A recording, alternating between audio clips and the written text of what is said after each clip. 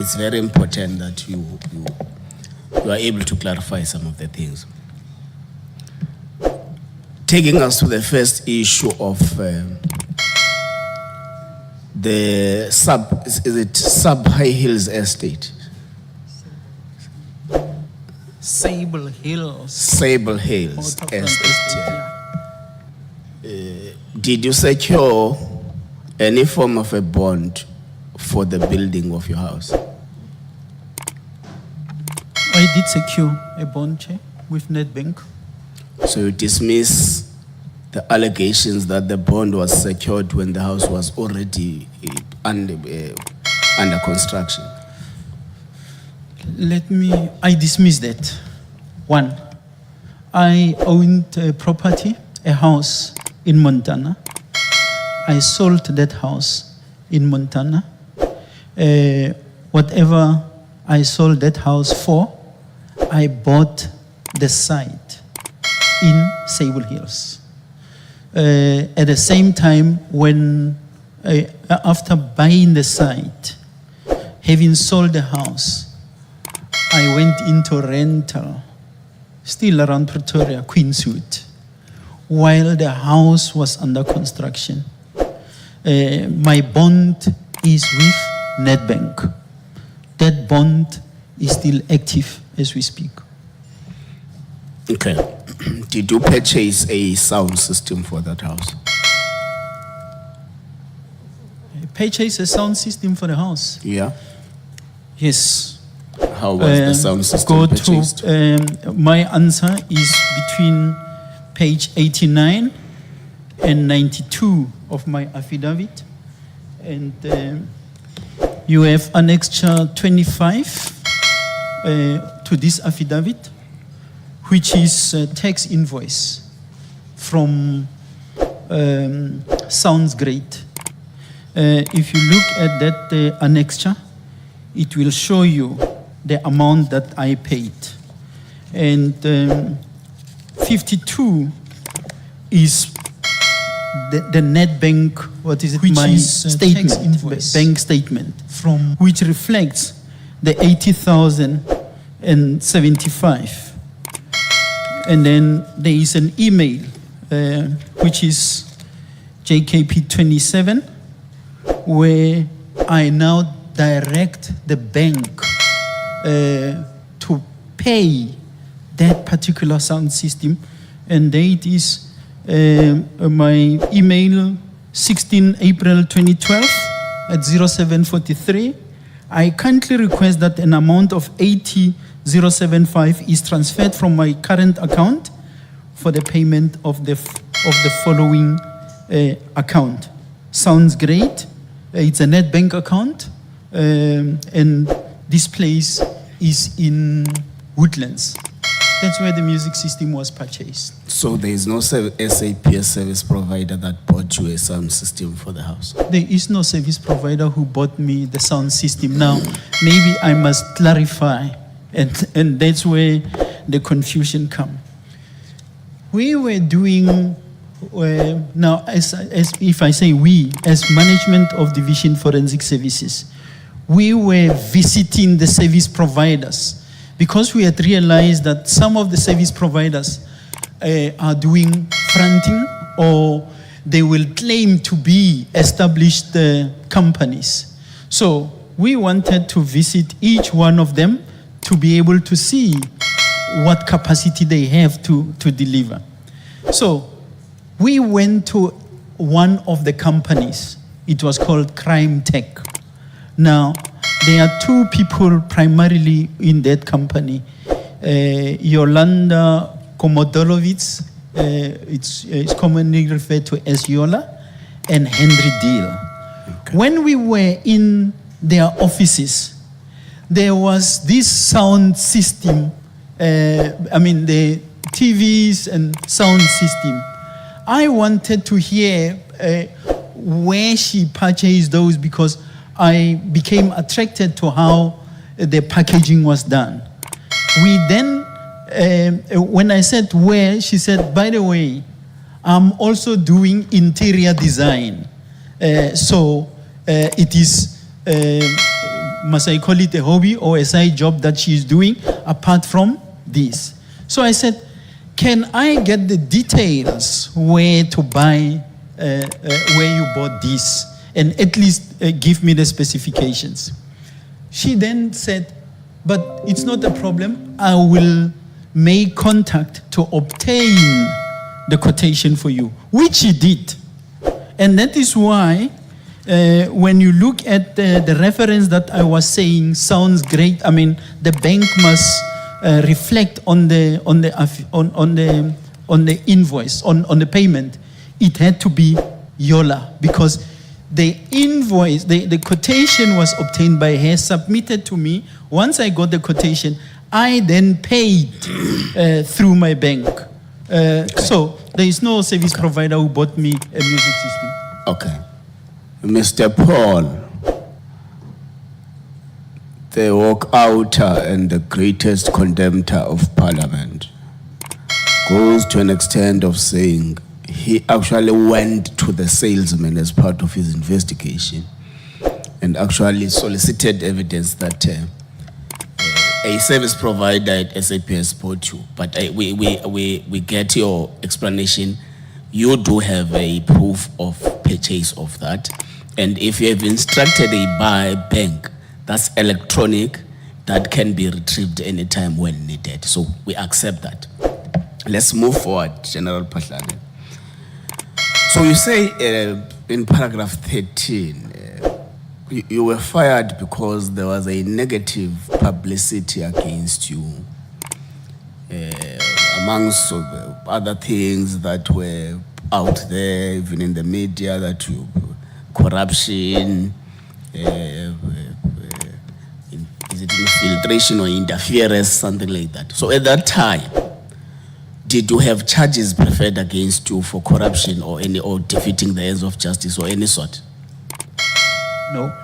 So it was something that you can easily say it was concocted to achieve a certain outcome. Yes. Okay. Now, we have got this all over the country, all over the news. Then the former minister Mbalula calls you and say, the best way to deal with this matter is that you step down as the acting national commissioner. It is in the best interest of the police. Do you think that it was not at the best interest of the police when in the court of public opinion you are viewed as a corrupt top cop, and it may have a ripple effect on the confidence of the people to the entire police service? Don't you think that it was really at that time? I don't think it was a verdict on your guilty, but don't you think with the cloud that was hanging over you, was it not really in the best interest of the police service for you to voluntarily move back? Am I answering? Yes, Honorable Mola. First, even the records will tell, and everywhere I'm speaking, I said I did not hesitate. When the minister said so, I accepted, because I believed I'm not glued to any position. And that happens following my appearance before the portfolio committee on the 16th of May, where these issues were ventilated. The same thing, music system, blah, blah, blah, it was ventilated. That's 16th of May, 2017. The 1st of June, I'm called by the minister to Cape Town. In less than 5 minutes, step aside. Even if I knew it is nowhere provided for, why must I remain in office? And that is why somewhere there was a judgment that was being read. That is why I even never challenged the suspension, because I understand what the purpose of moving away from the environment is, to allow an investigation which unfortunately delivered nothing, because what I was subsequently charged for and dismissed has got nothing to do with that what was in the media and public domain. Okay. So do you honestly believe that there can be a minister of whatever minister it is that can remove the accounting officer without the knowledge of the appointing authority? I don't have to believe that. I don't have to believe that. Just as when you are appointed by the president. Yes. It's not by the minister. And even if it would have been a recommendation of the minister. The point is, General Phahlane, in your affidavit, you make it clear that Mbalula unlawfully fired you. That's what you say in your affidavit. It's true. So we are saying, I'm asking, do you honestly believe that there can be a minister who fires the accounting officer without any concurrence from the appointing authority? I believe so, because there is evidence to that effect. So the allegation is that Minister Mbalula acted outside the authority of President Zuma. It is so. It is so. The record speaks for themselves. And you say, do I believe whether that could happen? It happened in the Masitla case. It happened in the Phahlane case. It happened in, who's the DG of local government? Mlengana. It happened in Mlengana.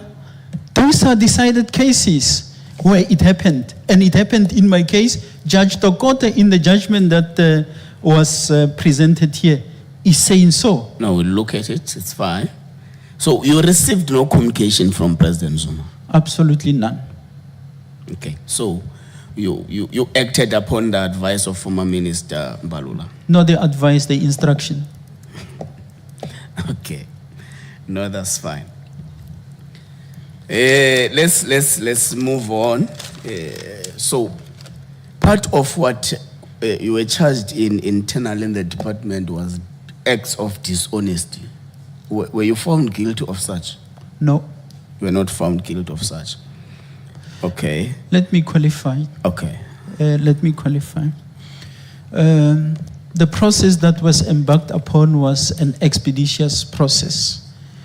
Lieutenant General Reid, in his finding, he say there were acts of dishonesty. He could not substantiate that even at arbitration level. Thus, the arbitrator did not find any dishonesty. The Labor Court did not find any dishonesty.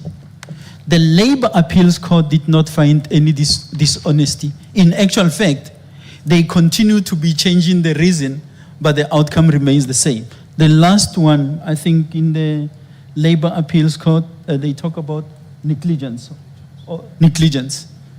From dishonesty, from intent to some negligence, but the outcome remains the same.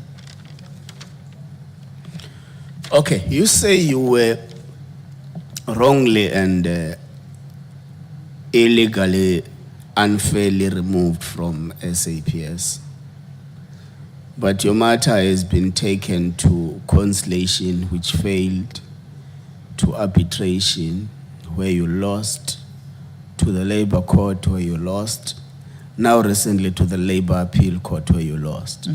Do you still think that really you have a strong case on unfair dismissal? It's for the Constitutional Court to make that determination. And the fact that I never tire to go to all those platforms that our Constitution provides for the matter to be ventilated is because we believe we have got a strong case. I don't want to talk about where they got it wrong and so on. I think let's respect them. They are the judges. They made the decisions that they have made. Let's see whether the final arbiter is going to arrive at the same decision. Yeah, Judge Nkuthango Ndwana of the Labour Appeals Court characterizes your legal argument in two specific words. That it's unmeritorious and it's untenable. Simple put, that your argument is without merit, it lacks value, it lacks worth, it's unworthy and undeserving, it's indefensible and undefendable. What is your take on that? It's good English that was used, but is the English that the other judges at the Concord will engage with, and I am legally advised. That's why we went that route. So I'm not going to say anything about the Honorable Judge. It is for the constitutional courts to apply their minds.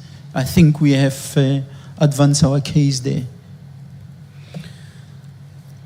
During our public participation process, there are three police officers who came before this committee. And amongst the issues that they had raised was the continued stealing or disappearance of narcotics and at forensics, rhino horns, drugs, blah, blah, blah. And they strongly say this is a matter that has been raised with the accounting officer, which was acting National Commissioner General Phahlane, who did nothing in respect of that. In actual fact, he was complacent with that kind of a problem that faced the police service at that time. What's your take on that? It is not true. How can I be an acting national commissioner while there is a national commissioner in office? At the time when they made those allegations, General Pierre was the national commissioner. So you mean there were no narcotics and rhino horns that got lost when you were national commissioner? No, acting? Honorable Member, let's not change tune. I'm saying, you say they said that there was an acting national commissioner who did nothing. So I'm answering that part first before I go to the content of what you have raised. And I'm saying the national commissioner at the time was General Pierre. It was in... At which time, General Pierre? It was 2012. And if you have regard to my submission, I have here JKP 18B, response to the allegations of corruption within forensic services. Now, concealing doctoring crime statistics, it's 2.1 on page 1114. 2.2, theft of drugs. I say there, the forensic services is on record before the Portfolio Committee on Police and the National Commissioner on progress relating to investigations conducted following the incidents of loss of exhibits, drugs in respect of... So the answers are there. Those matters were dealt with comprehensively. The issue of... Thank you so much, Honorable Ngola is now the chair. He must call the next speaker.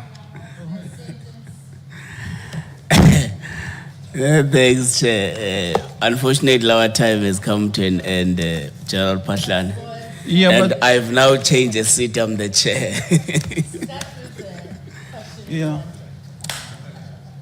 No, it's fine. I think he covered it, but wanted to elaborate more. So you can finish up that answer, then we'll take Honorable Sokani.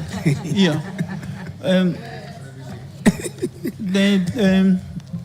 Honorable Chair, those issues, I don't have to go detail. 18A, Chairperson, 18A and 18B.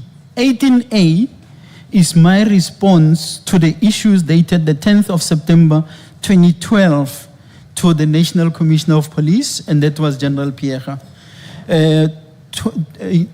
18B is the same communication that I circulated within forensic services. Thirdly, Rhino on, the member concerned was charged departmentally, was found guilty. The member was subsequently found guilty in a court of law, and he was sentenced. So I don't know what more could have been done, but as I'm saying, the issues are comprehensively covered here. Maybe it's something that was supposed to have been said, and it was here in the records. I'll just find it. The same members, because I felt personally attacked, I lodged a civil claim. General Pierre at the time was saying, no, don't do a civil claim. I said, this is at my own cost because I'm being attacked personally. In 2017, I won the civil litigation. Now, November, was it October, I think, last year? We won the appeal. They were trying to appeal that. We are now in the process of filing for contempt of court because they partially only complied with the order of court. Amongst others, there is supposed to be retraction, blah, blah, blah. It's not there. But I'm just saying, those issues were taken care of. And it is this information to suggest that there is still an appeal pending. There is no appeal pending. Okay. Honorable Sokanyile. Ow. Mr. Skosana, what were you trying to do? Or you were trying to do that thing you did outside?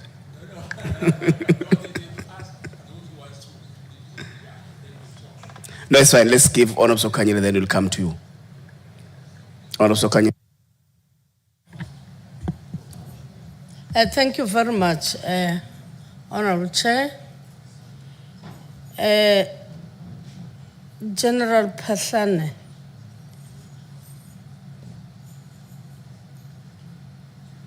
can I refer you? I don't want to go to